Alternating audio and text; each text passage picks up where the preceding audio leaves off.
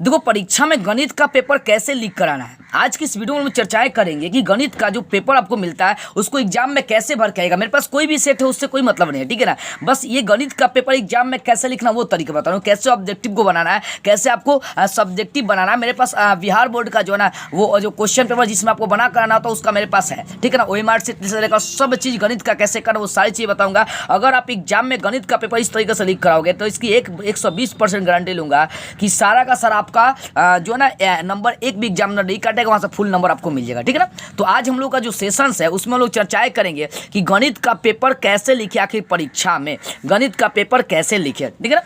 देखो, इसके लिए समझते मेरे पास देखो बिहार बोर्ड का जो क्वेश्चन पेपर जो कॉपी मिलता है वो मेरे पास है, ठीक है। वहाँ पर बहुत सारी चीज़ आपको भरने के लिए था, वो सब चीज़ हटाइए। अगर स्कूल का नाम स्कूल कोड आपको दिया तो सब फिलअप कर लीजिएगा, अपना नाम सही से भर लीजिएगा, फादर का नाम पिता का नाम आएगा तो भर लीजिएगा, क्लास वर्ग ये सब भर लीजिएगा, संकाय आएगा तो भर दीजिएगा, तो छोड़ दीजिएगा। सब्जेक्ट और सब्जेक्ट कोड जो होगा जो भी भरिएगा, कौन सा पाली में आपका एग्जाम हो ये भी भर दीजिएगा, ठीक है। माँ ये सब पूछेगा तो वो सब चलेगा, ठीक है ना। अब देखो यहाँ पर जो प्रश्न आपके आएगा एग्जाम में गणित में जो आपका आने वाला वो 100 गो ऑब्जेक्टिव देता है, ठीक है ना। अभी मैंने गणित के पेपर को कैसे लिखना वो जानते हैं, समझते हैं। यहाँ पर देखो आपको बोला कि देखो खंड अ और ए, तो ये सब हमें ऑब्जेक्टिव से मतलब है ही नहीं, ठीक है ना। बोला है कि 100 गो ऑब्जेक्टिव देगा जिसमें से 50 ऑब्जेक्टिव को OMR शीट के अंदर भरना है। तो OMR शीट के अंदर याद देखिए मैं लाल पेन का यूज कर रहा हूँ नहीं, आपको OMR शीट भरने के लिए ब्लैक या ब्लू पेन का यूज करना है। किसका? ब्लैक या ब्लू पेन का यूज करना है, लाल पेन का आपको यूज नहीं करना, ठीक है ना। या तो ब्लैक नहीं तो ब्लू। अब जैसे मान लो कि मुझे पता है जैसे 1 नंबर प्रश्न है इसको OMR शीट के अंदर भरना है, OMR शीट आपको मिलेगा,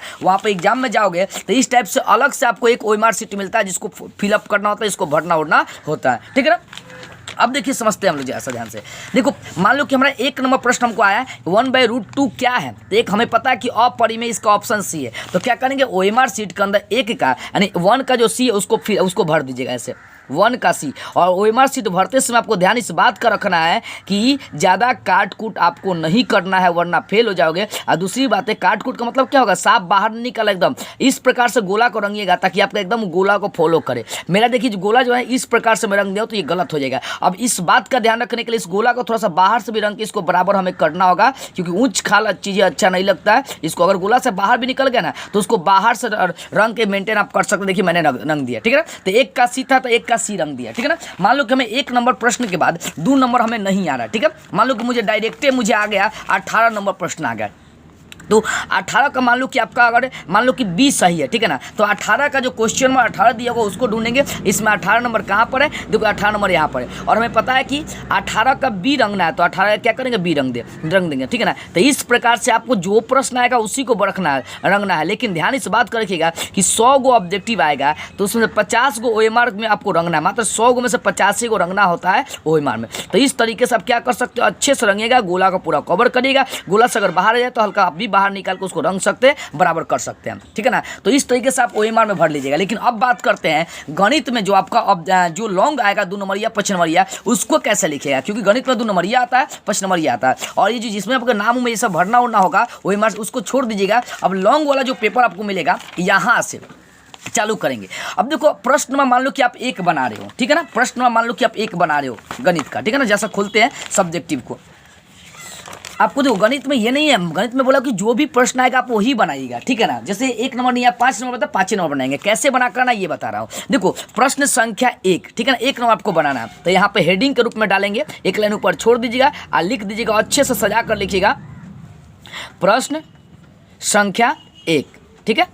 अब प्रश्न संख्या 1 लिख रहा था, अब 2 लाइन अंडरलाइन कर दीजिएगा, ठीक है। अब जिस लाइन में अंडरलाइन की उस लाइन को छोड़ के देखो गणित में क्या होता है कि ज़्यादातर प्रश्नों को हल होते हैं, प्रश्नों का क्या होता है हल। तो जो साइड में लाइन दिया है यहाँ पर साइड में लिख देंगे हल। तो गणित में आपको आंसर ना लिख के क्या लिखना है, हल लिखना है और हल डैश डाल के आपको क्या करना है, जितना भी लाइन का आंसर होगा उतना लाइन इसमें क्या करना, पूरा का पूरा कवर करना है। ध्यान इस बात का रखना कि जब इधर लिखोगे तो इन्हें कम से कम थोड़ा सा चौथाई इधर कम से कम आपको क्या करना, थोड़ा सा चौथाई छोड़, थोड़ा सा ज़्यादा नहीं, मतलब मान लो कि 1 उंगली के बराबर छोड़ दीजिएगा जगह, पूरा मत कवर करिएगा, ठीक है। तो इस तरीके से प्रश्न जो भी होगा प्रश्नों को लिखिएगा, हल कर दीजिएगा। लेकिन ध्यान दीजिए हम थोड़ा सा यहाँ पर मिस्टेक आप लोगों से क्या कर गए कि जो आप 2 नंबरिया बनाने गया तो खंड ब लिखा है तो या सेक्शन बी लिखा है, तो आप खंड ब लिखा तो ऊपर हेडिंग आपको डालना होगा कि कौन से प्रश्नों को हल कर रहे हैं। यहाँ पर लिखेंगे खंड ब यानी खंड ब लिखेंगे। यहाँ पर इन्वर्टेज कमाज आप लगा दीजिएगा, ठीक है। आप एक लाइन छोड़ के लिखिएगा, यहाँ पर जगह छूट गया था, ठीक है। खंड ब प्रश्न संख्या 1, तब इसको हल करना है। अब प्रश्न संख्या 1 बन गया, जितना भी लाइन में होगा, फिर अगला प्रश्न बना वाले प्रश्न संख्या 5 बनाना। तो यहाँ पर कम से कम एक लाइन और एक ये लाइन छोड़ देना है, 2 लाइन कम से कम छोड़ के अगला प्रश्न आपको बनाना है, जहाँ भी आंसर होगा। प्रश्न